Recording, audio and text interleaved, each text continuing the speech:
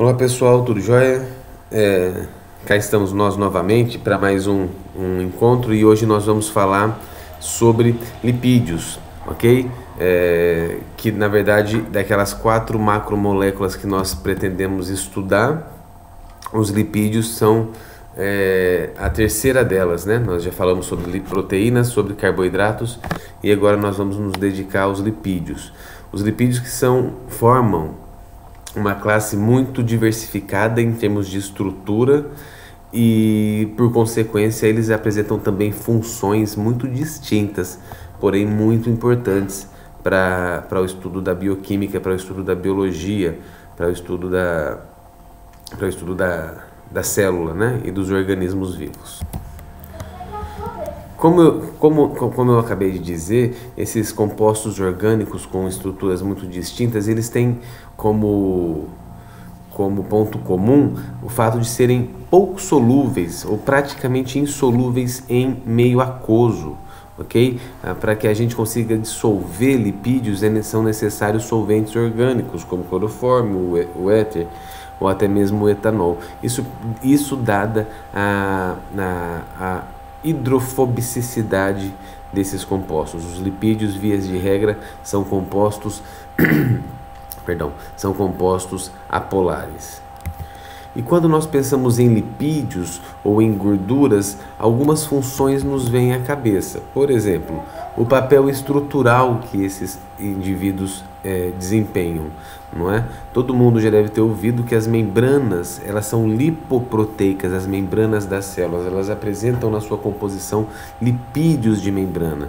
Então os lipídios têm um papel estrutural muito relevante, além, é claro, também de servirem como isolantes, isolantes térmicos, são bons isolantes de temperatura à gordura, tanto que animais, por exemplo, que hibernam, animais que vivem em condições muito geladas, são animais ricos em tecido adiposo.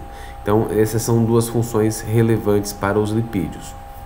Contudo, eu gostaria de dar ênfase nesse nosso encontro ao papel energético, os lipídios funcionando como fontes de energia, os lipídios funcionando como combustível celular, um combustível celular muito importante, e outros papéis menos discutidos, que são os papéis que os lipídios desempenham como sinalizadores para o nosso organismo, para os seres vivos, atuando ou sendo precursores de hormônios, de vitaminas, como nós vamos falar mais adiante.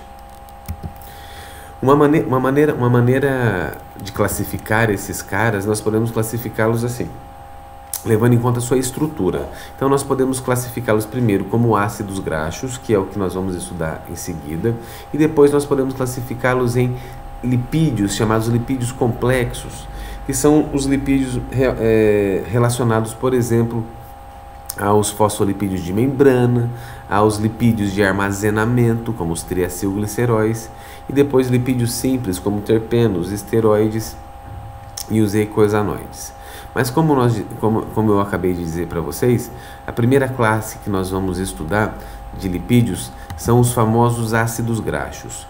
E os ácidos graxos são lipídios muito importantes que nós conheçamos. Por quê? Porque eles são a matéria-prima, em essência, para a síntese de todos os outros lipídios. A partir dos ácidos graxos, a célula consegue fazer uma variedade de lipídios. E, além disso, os ácidos graxos são a principal fonte de energia para uma enorme variedade de células. Então, vejam, os ácidos graxos, que nada mais são do que moléculas grandes, são hidrocarbonetos grandes, carbono, hidrogênio, carbono, hidrogênio, carbono, hidrogênio, carbono, hidrogênio, com cadeias de 10, 12, 14, 16, 20, 22, 24 até 36 carbonos, com uma cabecinha polar, com uma cabecinha hidrofílica, representada por uma, como vocês podem observar ali, por uma carboxila. Então, na verdade, a definição de que é um ácido graxo são ácidos carboxílicos com longas cadeias hidrocarbonadas, ok? Isso são os ácidos graxos e eles são muito relevantes porque eles são fontes de energia primária para as células do nosso organismo. E existe uma maneira de classificar esses ácidos graxos. Nós podemos classificar os ácidos graxos de acordo com a presença ou a ausência de duplas ligações. Isso é, nós podemos classificá-los em ácidos graxos saturados, se todos os carbonos estiverem unidos entre si por ligações simples. Nós podemos classificá-los em monoinsaturados, caso entre os carbonos apareça uma dupla ligação, ou nós podemos classificá-los em poliinsaturados, caso apareçam mais do que duas ou três ou quatro ou cinco insaturações ao longo da sua cadeia. Uma outra classificação é em relação à sua síntese nos animais, nos seres humanos. Por exemplo, aqueles ácidos graxos que nós não somos capazes de produzir, eles são considerados ou são chamados ácidos graxos essenciais, porque é essencial que eu ingira. E aqueles que são naturais do organismo, ou seja, ácidos graxos que o meu corpo produz, eles são chamados naturais, ou, se vocês preferirem, vocês os chamem de não essenciais. Existem diversas maneiras de nós darmos nomes para esses caras, ok? Existe a maneira típica química, existe a maneira bioquímica, existem várias formas. Eu gostaria que vocês prestassem atenção nessas duas formas que eu vou representar em seguida. Nós podemos representar os ácidos graxos levando em conta o número de carbonos que eles apresentam e o número de insaturações. Então, um exemplo de um ácido graxo saturado com 16 carbonos, chamado ácido palmítico, ele pode ser representado da seguinte maneira, como sendo 16, 2.0. Por quê? São 16 carbonos e 0 insaturações, nenhuma dupla ligação. Diferentemente do ácido oleico. O ácido oleico é um ácido graxo monoinsaturado, pois ele apresenta, além dos seus 18 carbonos, uma insaturação, uma dupla ligação. E esse símbolo delta-9 significa que a dupla ligação ela se encontra entre o carbono 9 e o carbono 10, ok? Então aqui estão alguns exemplos de ácidos graxos que são importantes que nós tenhamos alguma certa familiaridade. Com todos? Claro que não. Por exemplo, o ácido palmítico, 16 dupla 0. O ácido araquidônico é um ácido graxo importante. Nós vamos finalizar esse encontro voltando para falar sobre ele. O ácido linoleico, o ácido linolênico. Enfim, existe uma gama muito grande de possibilidades para os ácidos graxos. Nessa tabelinha, que eu acho que está bem difícil de vocês enxergarem, mas aqui é para, de novo, só mostrar para vocês ácidos graxos que variam de 12 até 20 carbonos. Apenas chamar a atenção que, dentre esses, o ácido linoleico ou linolênico são ácidos graxos essenciais, ok? Assim como alguns outros exemplos, e o ácido araquidônico é relevante que nós conheçamos, porque nós vamos falar dele mais adiante no segundo momento. Se vocês fizerem uma forcinha, vocês vão enxergar o nome trivial, como está escrito nessa tabela, como sendo palmitato, estearato, linoleato, linolenato. O que significa isso? Por que eu não vou me referir muitas vezes a ácido palmítico, mas sim a palmitato? Ora, porque o pKa do grupo carboxila desses indivíduos, ele está muito abaixo do valor do pH da célula, do pH do sangue, por exemplo. E, portanto, a forma predominante deles é a sua forma de sal, ok? Por isso, às vezes, nós vamos nos referir a palmitato, estearato, linoleato, ao invés das suas formas ácidas. Uma outra maneira que vocês já devem ter ouvido falar de nós nos referirmos aos ácidos graxos é a famosa nomenclatura ômega. E o que se trata isso? Veja, é basicamente uma forma diferente de falar a mesma coisa, é apenas isso. Quando nós contamos a cadeia de carbonos a partir da carboxila, a carboxila sempre será o carbono 1.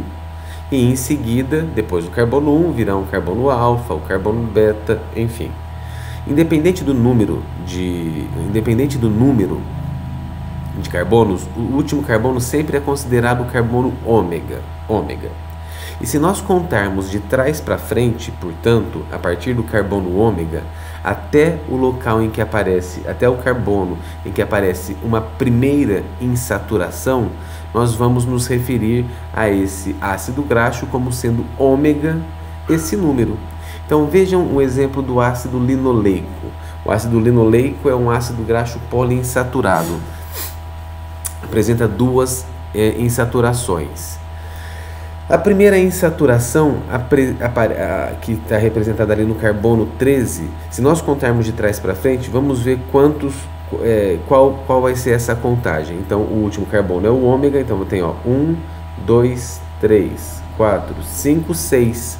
Então, o 13º carbono, de trás para frente, é o carbono 6. Então, eu digo que o ácido linoleico, portanto, é um ácido graxo ômega 6. O ácido linolênico, com 3 insaturações, a primeira insaturação, de trás para frente, aparecerá no carbono 16. Porém, o carbono 16 é o carbono, vamos contar, 1, 2, 3. É o carbono 3.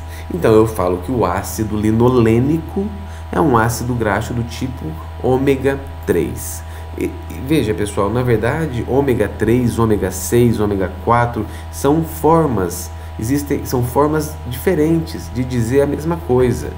O ácido linoleico continua sendo um ácido graxo poliinsaturado, 18, dupla 3, 9, 12, 15. Isso não muda, ok? É só uma outra maneira de nós nos referirmos a esses caras. Agora, é claro que existe uma importância para esses sujeitos. O primeiro fato é que o ácido linolênico, por exemplo, é um ácido graxo essencial, então nós precisamos ingerir esses caras. Além disso, na medicina, na área da saúde, já está bem associada a carência desses ácidos graxos, como por exemplo o ácido linolênico, a alguns tipos de doenças, principalmente doenças neurológicas, com alguns tipos de demências e também algumas doenças relacionadas ao coração.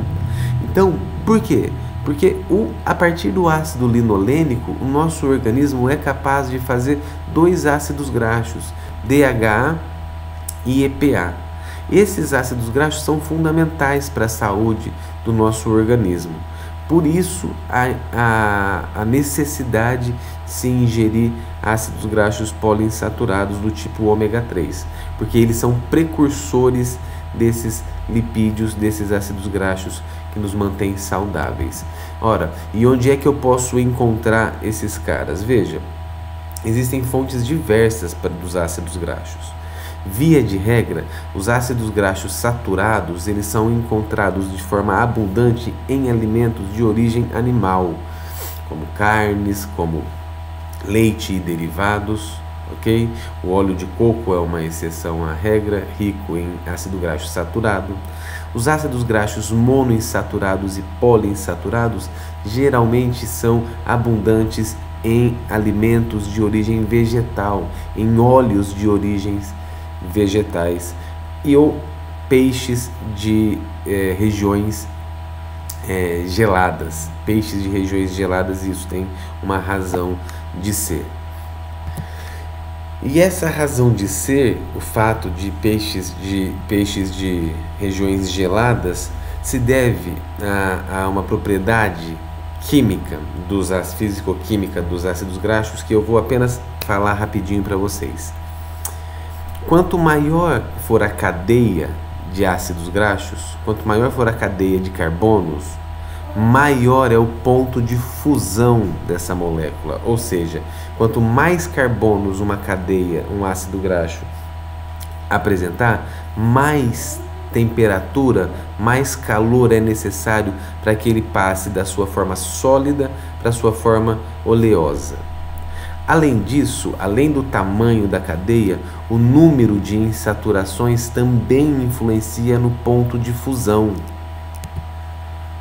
De qual maneira? Vejam, quanto mais duplas ligações um ácido graxo possuir, quanto mais insaturações, menor será o seu ponto de fusão. Menor será o seu ponto de fusão. Isso é, menor a quantidade de calor, de temperatura que esse ácido graxo precisa absorver para passar da forma sólida para a sua forma líquida. Ok? Então veja, a gordura da picanha, a gordura da carne e a temperatura ambiente, ela é sólida. Ela é sólida por quê? Porque esse tipo de gordura ela é rica em ácidos graxos longos e saturados. Claro que não é exclusivamente desse tipo de ácido graxo, mas a maior parte deles é saturado e de cadeia longa. E os óleos vegetais, os óleos de uma maneira geral, são líquidos à temperatura ambiente. Todo mundo já deve ter visto isso. Isso significa dizer que esses caras são ricos em ácidos graxos de cadeias mais curtas, mas principalmente são ricos em ácidos graxos mono e poliinsaturados. Ok? Um fato relevante é que os ácidos graxos, por serem moléculas anfipáticas, ou seja, eles possuem uma cadeia, uma cauda apolar e uma cabecinha hidrofílica polar, nós dizemos o seguinte: os ácidos graxos eles não podem ficar livres nas células, eles nunca vão estar livres nas células, nem no sangue, em lugar nenhum, nunca. Isso vocês não podem se esquecer. Uma maneira de fazer com que esses caras se liguem a alguém é fazendo uma reação que nós chamamos de esterificação. O que é uma reação de esterificação? É nada mais do que você pegar um ácido carboxílico e juntar com um álcool. E nós formamos uma nova função chamada de éster. Então daqui para frente, todas as vezes que nós formos nos referir a um ácido graxo esterificado com um álcool, toda vez que eu for falar com vocês sobre um ácido graxo ligado a um álcool, eu não vou mais falar ácido graxo ligado a um álcool e não vou mais falar ácido graxo esterificado a um álcool. Eu vou simplesmente usar o termo acil, A-C-I-L, acil. Ok? Quando vocês ouvirem o termo acil, já vem à cabeça que é um ácido graxo ligado a um álcool.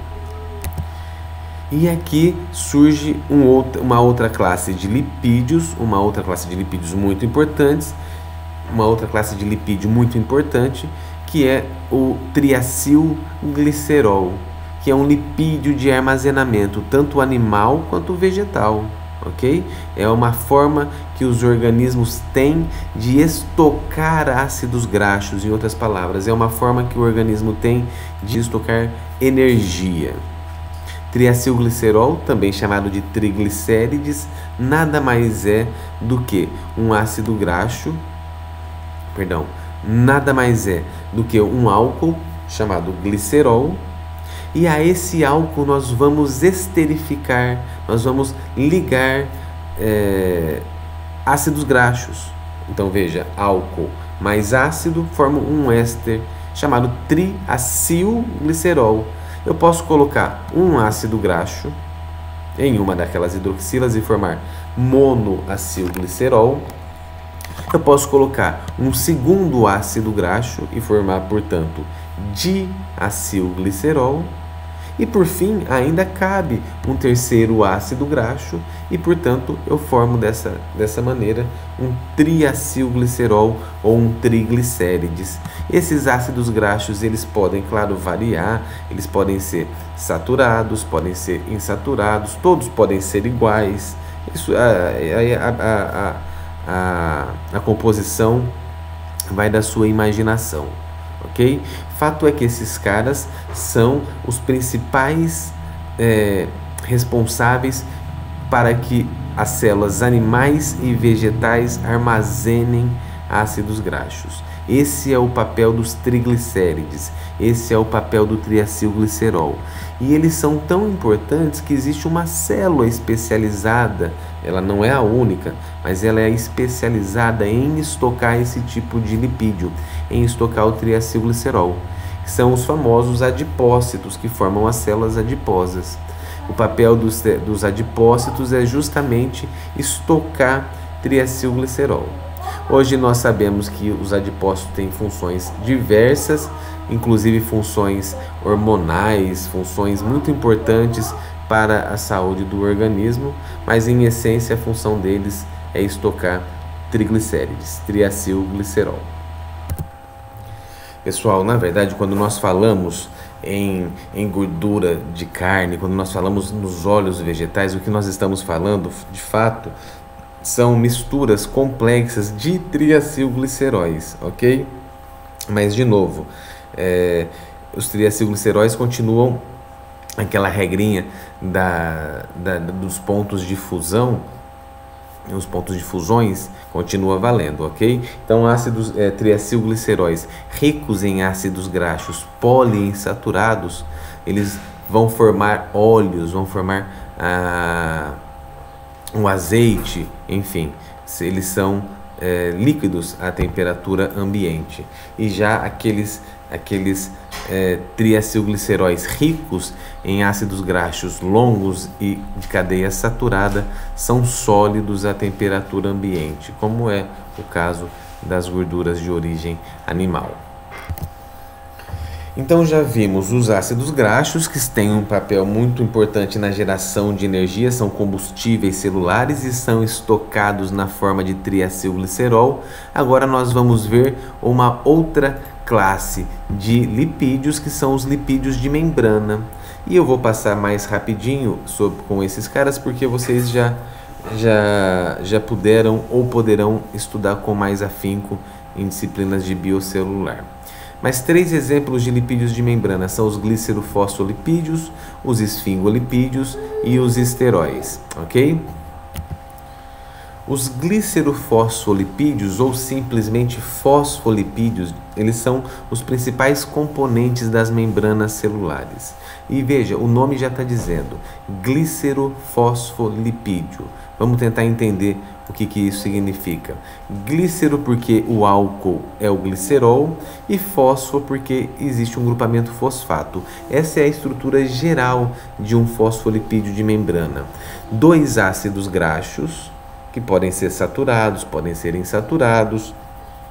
E na terceira hidroxila nós temos um grupamento fosfato. E a esse grupamento fosfato pode-se estar ligado diversos substituintes, diversos outros compostos que tornarão essa molécula muito mais anfipática, porque o triacilglicerol, ele em si é muito insolúvel, é muito hidrofóbico, ele interage muito pouco com a água, os triglicérides. Agora, no lugar de um terceiro ácido graxo, nós vamos colocar uma cabeça substituinte, uma cabeça geralmente polar. E o que é que pode estar ligado ali naquele grupamento fosfato? Pode estar ligado simplesmente um hidrogênio, e aí nós chamamos de ácido fosfatídico ou fosfatidato, ok? É um outro nome. Como pode também estar ligado diversos outros grupamentos, como a etanolamina, colina, serina, glicerol e etc., formando os famosos glicerofosfolipídios de membrana, como a fosfatidilcolina, o fosfatidilinositol, o fosfatidilglicerol, fosfatidiletanolamina, enfim, uma série de lipídios de membrana o que muda de um para outro é simplesmente qual é a cabeça polar, qual é a cabeça substituinte, ok? Embora os fosfolipídios, os glicerofosfolipídios, eles sejam os principais componentes das membranas celulares, eles não são os únicos, ok? Uma segunda classe também muito famosa são os esfingolipídios. Os esfingolipídios são muito parecidos com os glicerofosfolipídios, exceto que agora nós não temos mais o glicerol e nem um grupo fosfato. Por isso o nome esfingolipídio. Esse esfingolipídio é um ácido graxo ligado a um aminoálcool chamado esfingosina. Então, a cadeia na qual os ácidos graxos irão se ligar é a esfingosina. E da mesma maneira, existe uma cabecinha polar em que eu posso ter ligantes distintos, ok? Um exemplo muito famoso de esfingolipídio é a esfingomielina, que é um lipídio que vai formar o isolamento dos terminais axônicos nos neurônios, que vai isolar os neurônios no sistema nervoso. Então, a bainha de mielina é formada por esfingomielina, que é um tipo de esfingolipídio. Porém, existem outros exemplos de esfingolipídios que são também encontrados nas membranas, principalmente em células do sistema nervoso, ok? Como, por exemplo, os glicocérebrosídeos, os gangliosídeos, que são que são compostos muito importantes para a manutenção da saúde das células desses órgãos, ok? E por fim, pessoal, uma terceira classe de lipídios de membrana são os esteróis. Os esteróis, além de terem essa função estrutural, nós vamos ver que tem funções muito diversificadas. Dentre os esteróis, o mais famoso deles, de longe, sem sombra de dúvidas, é o colesterol. O colesterol que tem essa estrutura em anéis, são 27 carbonos, ok? E se vocês notarem, a única porção hidrofílica, ou a única porção polar do colesterol é aquela hidroxila em rosinha, ok? Algumas coisas a respeito do colesterol. Primeiro, o colesterol é um lipídio de origem exclusivamente animal. Nenhum vegetal apresenta o colesterol. Não significa que eles não apresentem outros esteróis de membrana, mas não o colesterol. E o colesterol tem um papel muito relevante, que é conferir uma certa rigidez à estrutura das membranas celulares, ok? Em outras palavras, se não houvesse colesterol, as membranas elas seriam muito mais oleosas, liquefeitas. Então seria muito mais difícil manter uma certa rigidez, uma certa estrutura para as membranas celulares. Esse é um papel crucial para o colesterol.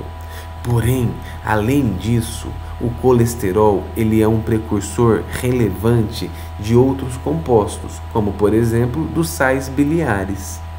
Os sais biliares eles são feitos a partir de moléculas de colesterol. Eles são construídos no fígado a partir de moléculas de colesterol. Nós vamos falar disso mais adiante. O colesterol também é um precursor de uma vitamina chamada vitamina D.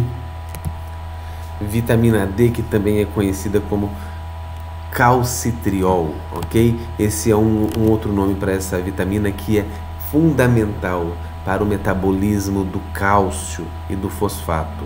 Ok? A vitamina D é, portanto, muito relevante para a manutenção da saúde óssea, da saúde dos dentes, entre outros. Tudo bem? De qualquer maneira, o que eu quero chamar a atenção é que para que haja a síntese de vitamina D é necessário um aporte adequado de colesterol.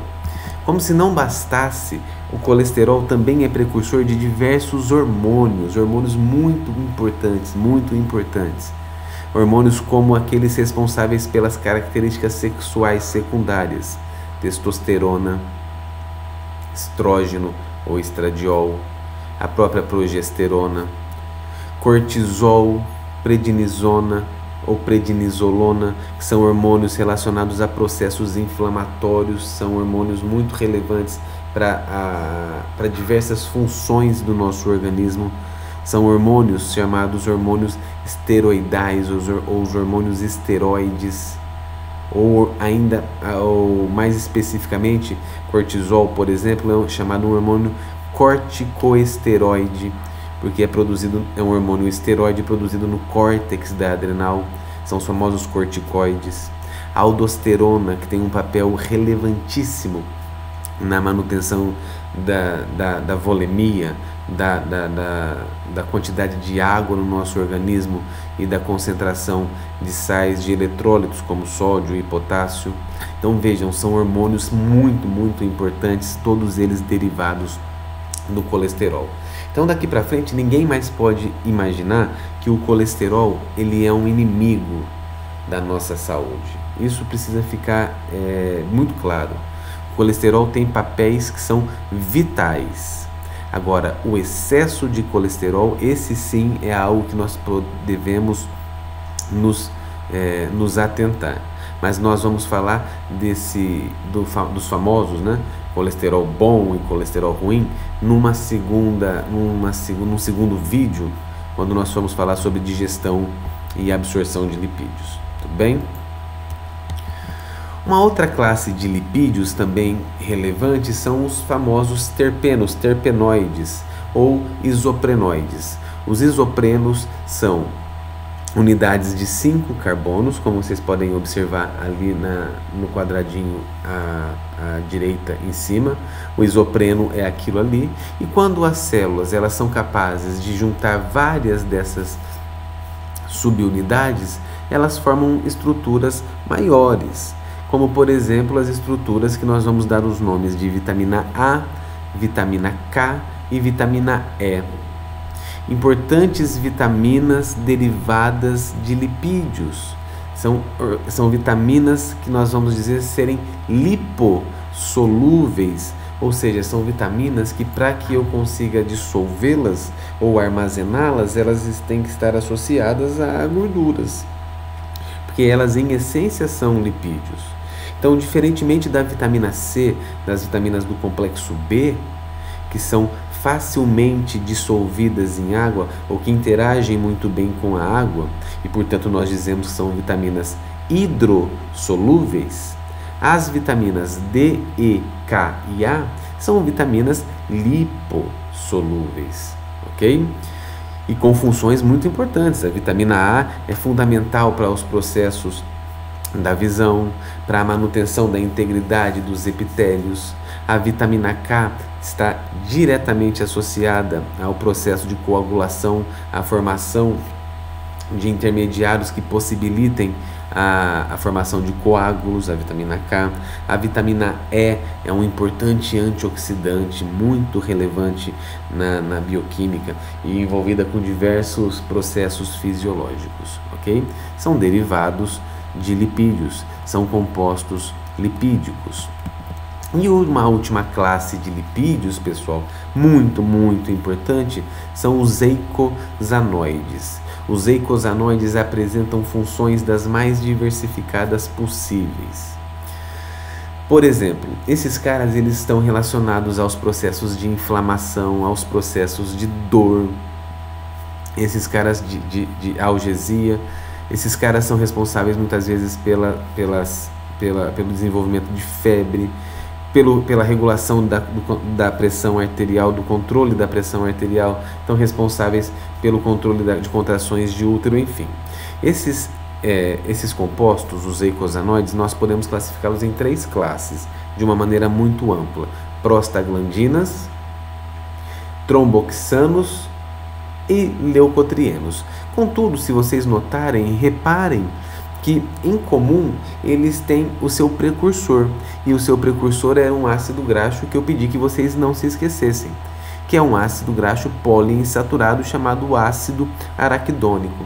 É a partir desse ácido graxo que as prostaglandinas, que os leucotrienos, que os tromboxanos são produzidos. Então prestem atenção no que eu vou dizer. Em uma célula qualquer existem os fosfolipídios, e um desses lipídios e um desses ácidos graxos ligados ao glicerol, por exemplo, é o ácido araquidônico. Em determinadas situações, a célula irá quebrar essa ligação, irá tirar o ácido araquidônico da membrana e irá submetê-lo a uma sequência de reações enzimáticas que ao final irá produzir os eicosanoides. Então, os eicosanoides são produzidos a partir do ácido araquidônico de membrana. Algumas considerações que eu acho que vocês precisariam lembrar. Se vocês repararem, aqui onde tem uma setinha, um xizinho vermelho, está representando ali anti-inflamatórios não esteroidais. Por que isso? Porque, de uma maneira muito simples, nós podemos entender assim. As prostaglandinas são substâncias, são moléculas responsáveis por causar a febre ou por gerar ou por desencadear o aumento da temperatura corporal. As prostaglandinas, elas estão relacionadas aos processos inflamatórios, portanto aos processos de dor, de vermelhidão, ok? Dessa forma, se eu puder impedir a síntese de prostaglandinas, eu vou minimizar ou evitar que esses processos se desenvolvam, ou vou pelo menos reduzir a intensidade desses processos. Portanto, quando você tem uma inflamação, quando você tem algum tipo de dor relacionado à inflamação, você geralmente é sugerido que você tome um anti-inflamatório. E como é que esse anti-inflamatório vai atuar? Ora, um anti-inflamatório, ele vai fazer com que uma enzima chamada ciclooxigenase, que nós abreviamos como sendo COX, COX, esses anti-inflamatórios, eles são inibidores dessa enzima. E essa enzima é a primeira enzima relacionada à síntese dos eicosanoides, mais especificamente das prostaglandinas e dos tromboxanos. Portanto, quando você ingere nimesulida, quando você ingere ibuprofeno, quando você toma aspirina, por exemplo, essa enzima é inibida. Ora, se essa enzima é inibida, você não produz mais alguns tipos de prostaglandinas e tromboxanos. Portanto, a inflamação tende a ser reduzida, a dor tende a passar. É dessa maneira que essas drogas atuam. Claro que há efeitos adversos. Por exemplo, as prostaglandinas também são responsáveis por estimular a produção de muco no estômago. Logo, se você inibe a produção de prostaglandinas de uma maneira crônica, você também irá inibir a produção de muco, do muco gastroprotetor, o que não é aconselhável, porque você pode desenvolver inflamações no próprio ou feridas no próprio estômago, ok? Por outro lado, também é relevante pensar que os tromboxanos são inibidos quando você utiliza anti-inflamatórios por um período muito extenso.